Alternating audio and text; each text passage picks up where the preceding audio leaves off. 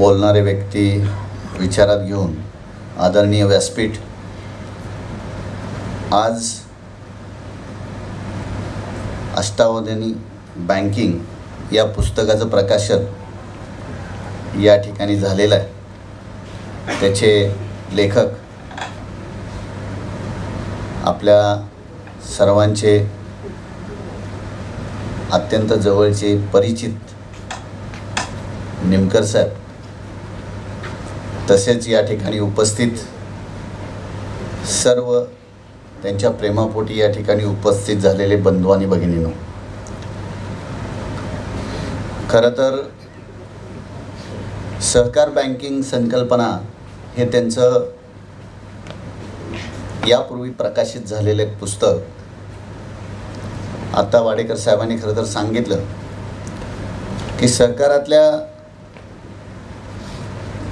प्रत्येक घटकाला त्या ठिकाणी एक अत्यंत मार्गदर्शक ठरणारं असं ते पुस्तक आहे की ज्यामध्ये अगदी बेसिक संकल्पना त्यांनी त्या ठिकाणी त्यात नमूद केलेल्या आहेत आणि निश्चितपणे त्याचा फायदा आपल्या सहकार क्षेत्रातील आर्थिक संस्थांनी या ठिकाणी घेतलेला आहे। या ठिकाणी मला निश्चितपणे सांगावं लागेल।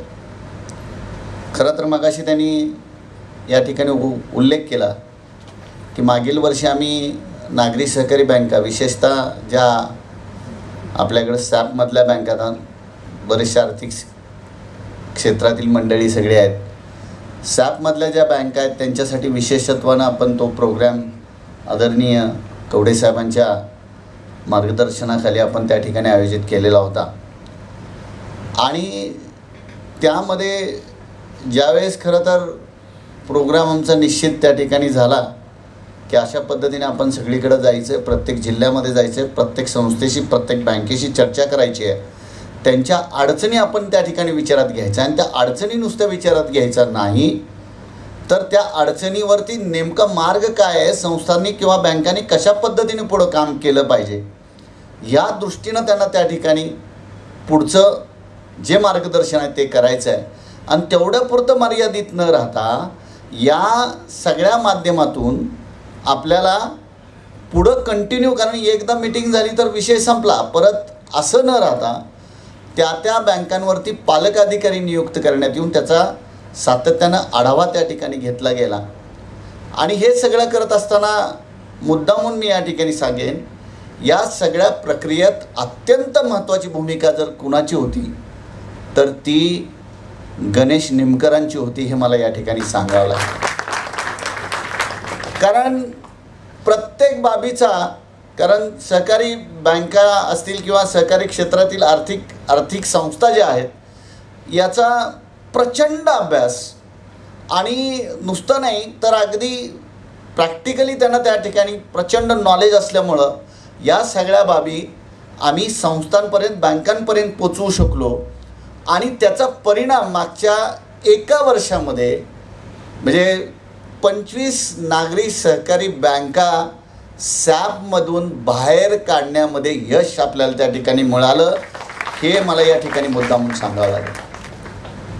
खरं तर अष्टावधानी बँकिंग जर आपण त्या ठिकाणी नुसतं नाव जरी बघितलं तरी निश्चितपणे त्यात काय अवधान आपण त्या ठिकाणी राखलं पाहिजे हे त्या ठिकाणी अगदी सहजपणे त्या ठिकाणी निदर्शनास येतं।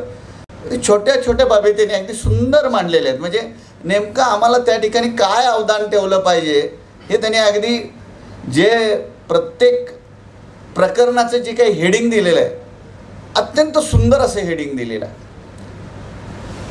संचालक, मालक नव्हे चालक, हे प्रकरण पहिलं आहे त्यांचं। सिंपल, खरंच आहे, आम्ही मालक नाही, आम्ही चालक आहोत, पण चालक म्हणून तुमची भूमिका काय असली पाहिजे अत्यंत सुंदर पद्धतीने त्यांच्या सगळ्या बाबी त्या ठिकाणी मांडलेल्या आहेत।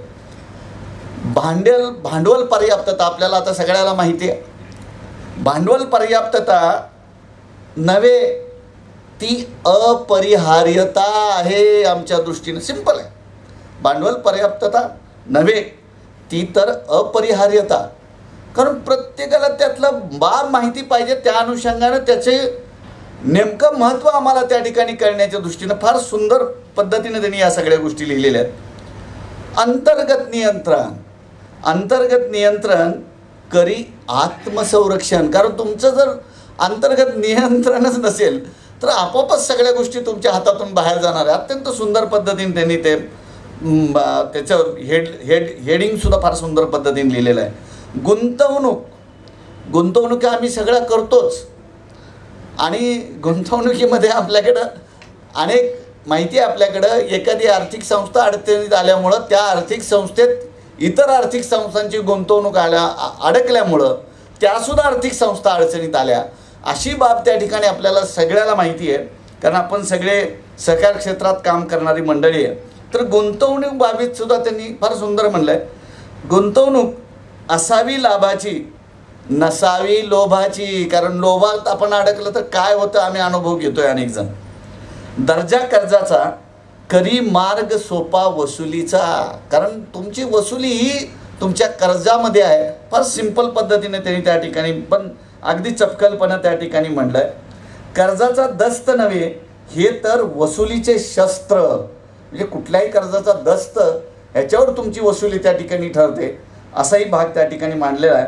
नियोजन NPAचे वाढवी उत्पन्न जिंदगीचे. कारण NPAचं तुमचं व्यवस्थापन योग्य असेल तर उत्पन्न तुमचं वाढणार, अशा पद्धतीने. आणि ग्राहक वृद्धीतून व्यवसाय वाढ.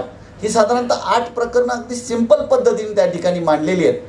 मी मुद्दाम म्हणून या ठिकाणी सांगेन की कोणतीही बाब असली तरी एखादी आर्थिक संस्था चालवत असताना थोडं भान राखून आपण त्या ठिकाणी काम केलं पाहिजे, हे अत्यंत महत्त्वाचं आहे.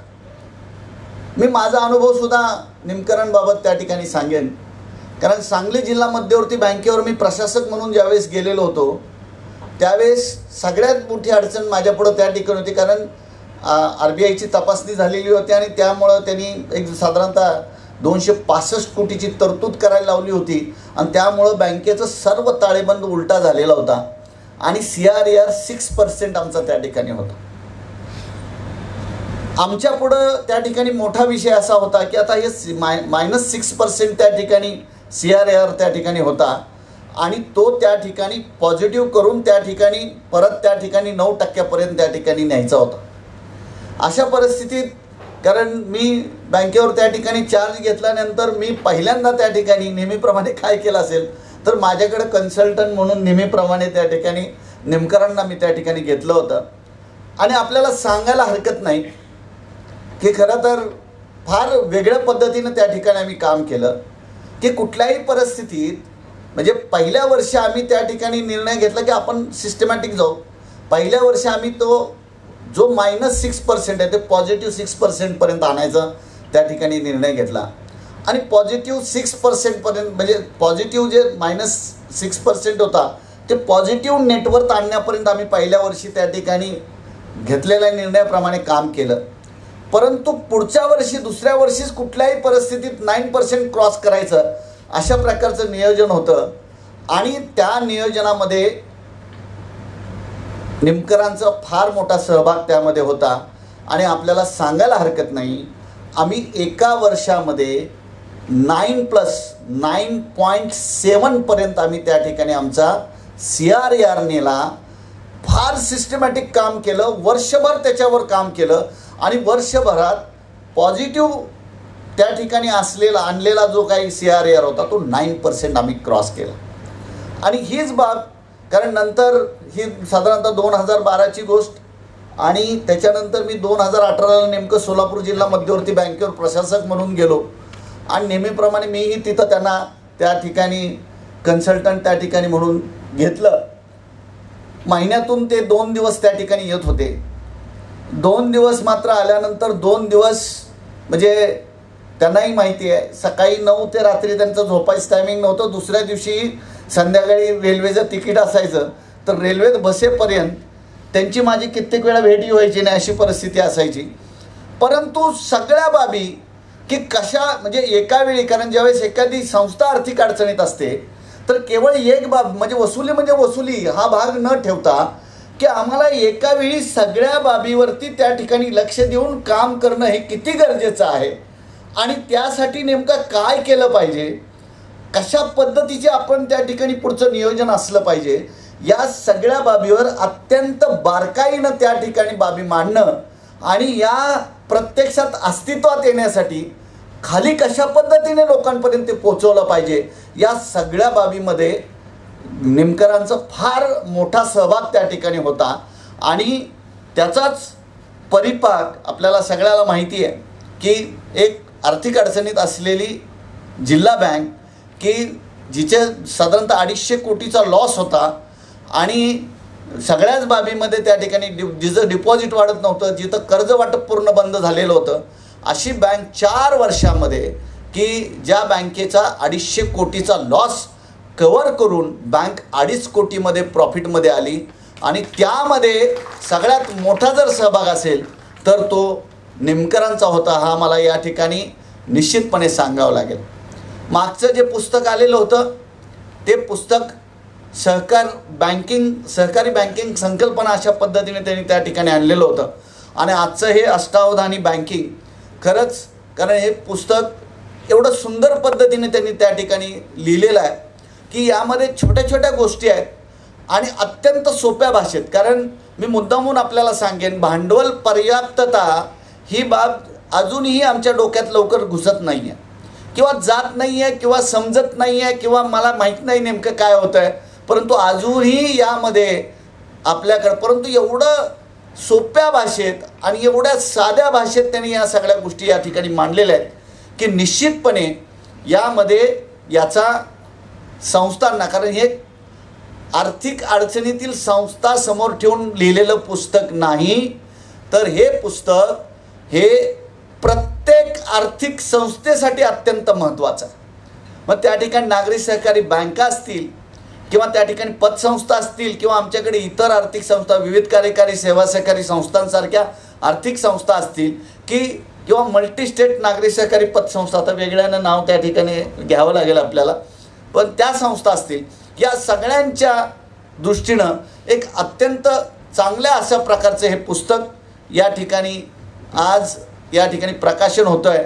आणि मला या निमित्ताने मी निश्चित आपल्याला त्या ठिकाणी सांगेन की प्रत्येकाने याचा लाभ घ्यावा.